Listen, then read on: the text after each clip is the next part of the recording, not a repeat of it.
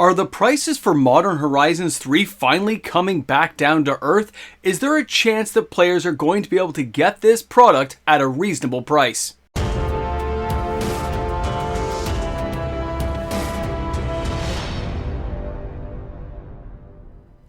The lines in the sand are being clearly drawn between Wizards of the Coast and the consumers of Magic the Gathering, and we are all coming down to go to war over Modern Horizons 3. Welcome back everyone, MTG Moxman here. Thank you again for hanging out with me on the channel for an important discussion because it is not the same market it was for Modern Horizons 2. When I look back at the spreadsheets I have on that product, Modern Horizons 2, the sales were phenomenal. Players just thought that Wizards of the Coast knocked it out of the park. The fetch lands, Ragavan, the cards available, even the low-end ones, really struck a chord with a large group of Magic players. From casual to commander, a lot of sales happened for this particular product. But now we are going forward a couple of years. We are getting closer to the release of Modern Horizons 3. The price point looks like it's going to be similar, and we are going to talk about that in today's video because it's not quite what you think it's going to be as we go through.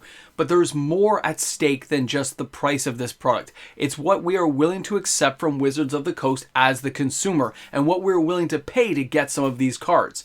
Now, you guys may have noticed this, but the other day I did a video. And I talked about in that video the fact we've already seen so many mythics out of this set. Well, it's actually 25%. There are 24 mythics in the upcoming set, and we've already seen 6 of them. That means 25% have been shown, 75% to go.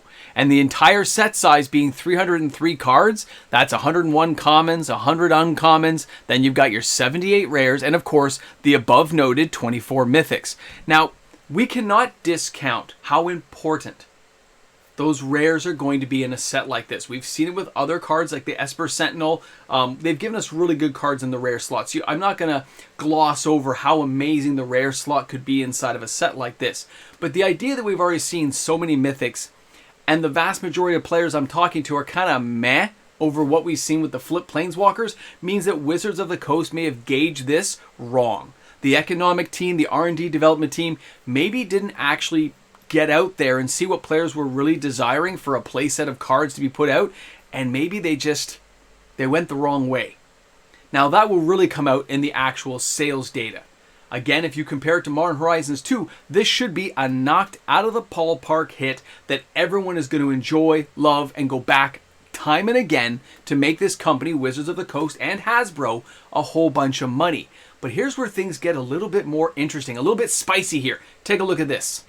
If you've taken a look on Amazon.com recently, you'll notice that the prices are still falling for things like the collector boxes as well as the Play Booster box. This is not the product we saw when it was $500+. Remember when it was $505 in my price revulsion video about, a month and a half ago whenever they first put the pricing out? It was insane.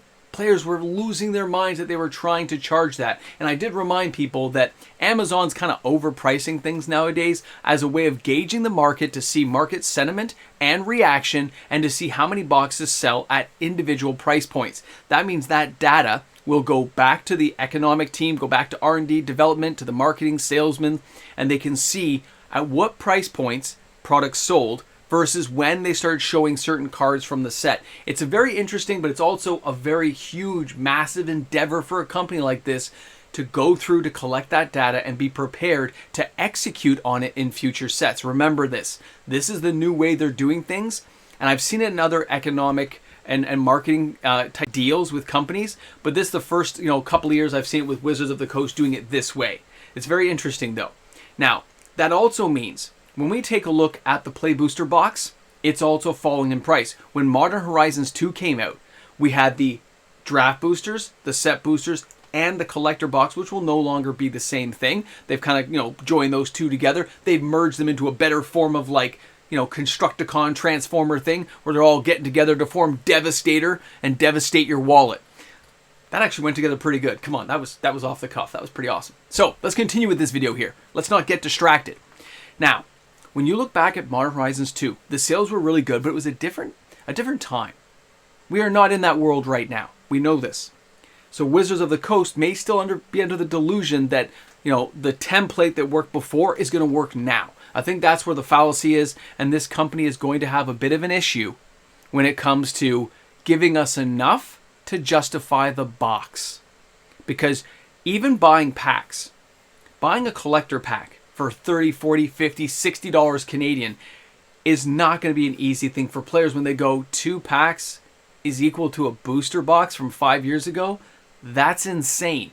Price memory is a real thing. It defends you against overpaying for things if you listen to it. A lot of times we do ignore it, but when I look at what happened with Modern Horizons 2, the idea of the fetch lands, Ragavan, all these cards coming down, it was a big hit, smash. Amazing.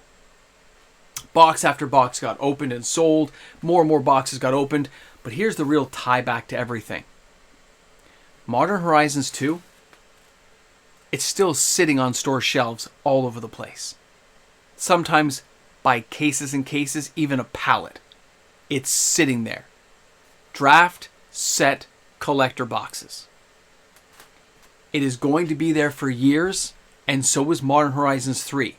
And the data shows us that the secondary market for Master Series and premium priced products is not good. It doesn't have an extended shelf life. It goes dead within a 24-month period, which is interesting because that's about the same time period it takes Wizards of the Coast to issue the next Master Series product. Don't forget these pieces, guys. Don't forget there's a lot of information out there if you go looking for it. And Modern Horizons 2, Modern Horizons, there are templates going forward to see what they've done. Master Series products give us the blueprints on what Wizards of the Coast is trying to do there. And yes, they will try to trick us and revamp us. They are trying to find a way to please us, to get the money they want from us. But we are an evolving breed of player, consumer for Magic the Gathering. It's no longer are we going to sit there and just accept what they give us and take the table scraps of whatever they put out. We demand more now. We are becoming a more cohesive unit about what our expectations are for us as individuals, but also as a team up. When you have communities like this where you go together and watch a channel and you can see like-minded people talking about things or having lively debated arguments in, of course, a polite way to say why they like or don't like something, sometimes you can still convince people and bring them to your side of the argument. I'm on the side of, is it a good card I want to play with? Is this a set that's going to be exciting enough for me to spend that kind of money? And right now, I'm still definitely not there. Now, when we go ahead and you take a look at things like the Play Booster Box, you can see here it's falling in price. That's fantastic. It's cheaper than it was. But if you were to look up a Modern Horizons 2 box, you'll spend about $70 less. Remember that. That's how cheap the draft boxes and set boxes have gotten. They've really dropped down in price, okay? It's crazy. Not the collector boxes so much. They've only dropped a smidgen. They've been on sale, but those sales never last. Okay, it is still an expensive product, and people don't want to let it go because they paid top dollar for it. Now, if you continue along this line of reasoning here, and you look at these new Commander decks, remember, these things are going to be around for a long time. They are not going to be sold out. They will keep reappearing. They always do.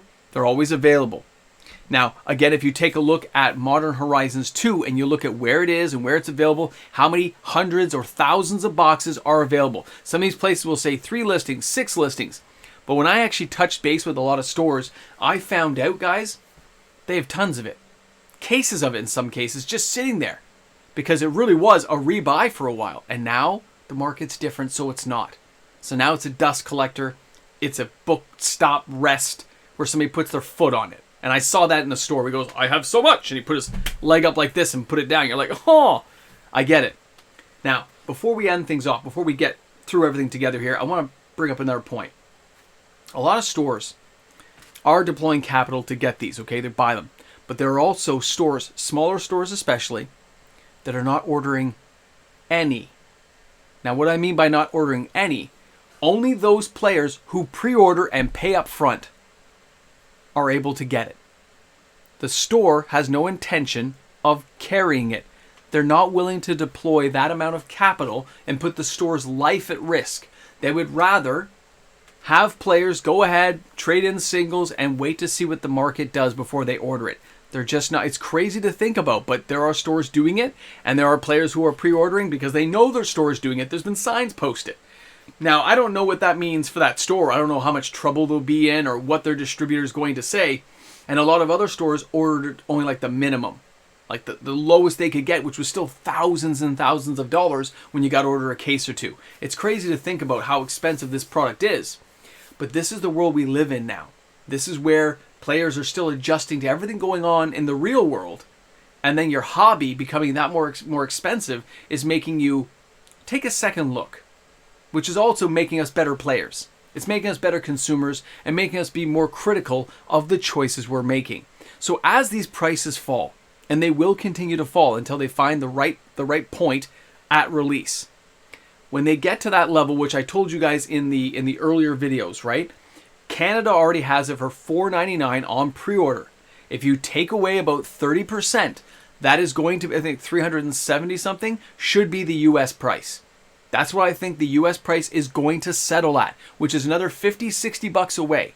Now, I know people can pre-order on Amazon and they don't even have to pay for it until actual release and stuff. I get your credit card's not charged, but they're still logging in those sales to show that there was interest in the product. It's still a real big thing that's going on with companies nowadays, data mining all the information to see where consumers' price points and price safety points are. So I hope you guys enjoyed the video. I hope you stuck around till the end. And again, if you enjoyed today's video, don't forget to like and subscribe to the channel. I look forward to bringing you more information as it becomes available for this upcoming product. And I think the spoilers are going to be a real big thing. I mean, huge for this product. Modern Horizons 2 logged in about 100 times the sales in the same time frame we're seeing right now for Modern Horizons 3. People already knew it was going to be a smash hit. This one, not so much. And that's a real telling point. So thanks again, guys. I look forward to seeing you all tomorrow. Don't forget, bring a friend to Magic. Have an awesome day. And shop smart. Shop S-Mart. Wow. We're here at the end. You're seeing all these names go by, and it's making me hungry. I'm thinking about nachos and cheese right now, and I think we should all have some. But what we're looking at are the patrons.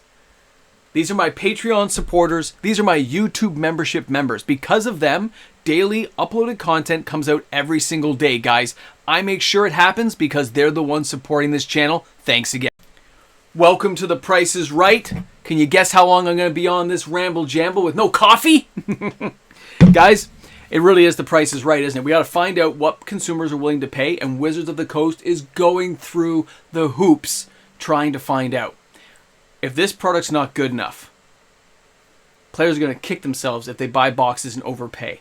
But really, I still think we have a long way to go. That rare slot is going to be important, and it really only takes a few mythics to really make a set great if they're well built and going to be utilized in multiple formats. The Commander virus, though, as one of my buddies called it, seems to be touching everything and spreading like a growth. And he says it's got to stop. Wizards needs to pick a few formats and support each format and let them just build cards for those formats. And if they happen to cross over, good for them. But stop messing around. Modern should not have Commander decks. Standard should not have Commander decks. Save Commander for Commander. I get it, guys. Anyway, it's one of those things I can't wait to see how it all plays out, because more people are starting to think that way and say it out loud. So, thanks a lot for hanging out, guys. Thanks for being here at the end. Ramble, jamble, and of course, it's the one in the car we want.